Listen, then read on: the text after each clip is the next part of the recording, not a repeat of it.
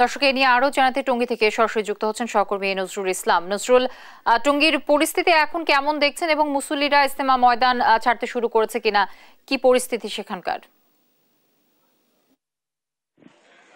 জ্যোতি, আপনি যেমনটা বলছিলেন, আপনি জানেন যে এখানে কিন্তু রক্তক্ষয়ী যে সংঘর্ষ হয়েছে, সেই রক্তক্ষয়ী সংঘর্ষে কিন্তু 3 জন নিহত হওয়ার ঘটনার পর থেকেই কিন্তু স্বরাষ্ট্র মন্ত্রণালয় কিন্তু জরুরি ভিত্তিতে মিটিংয়ে বসছেন। সেই মিটিংয়ে কিন্তু সিদ্ধান্ত হয় যে মাঠ ত্যাগ করার জন্য, কিন্তু তারপর থেকেই কিন্তু ফাঁকা হতে শুরু হয়েছে ইজতেমা ময়দান। আপনারা দেখতে পাচ্ছেন আমার পিছনে কিন্তু সারিবদ্ধভাবেই কিন্তু বের হয়ে যাচ্ছেন মাঠ থেকে, অর্থাৎ এই আশপাশের এলাকা কিন্তু সেনা বাহিনী সহ আইন শৃঙ্খলা এবং বিজিপির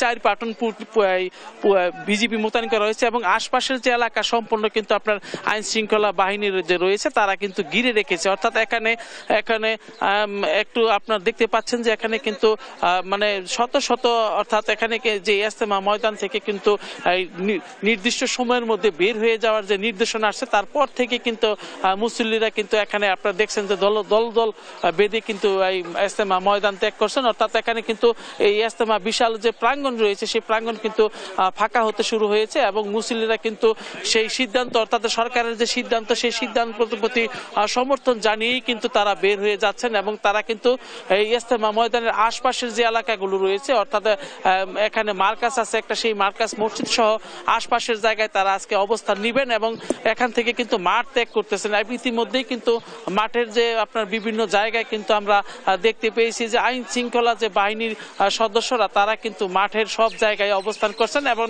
এখানে কিন্তু 4 প্লাটুন বিজিপি মোতায়েন করা হয়েছে, এরকমটাই কিন্তু আমরা জানতে পেরেছি। কিন্তু মাঠ এখন কিন্তু সম্পূর্ণ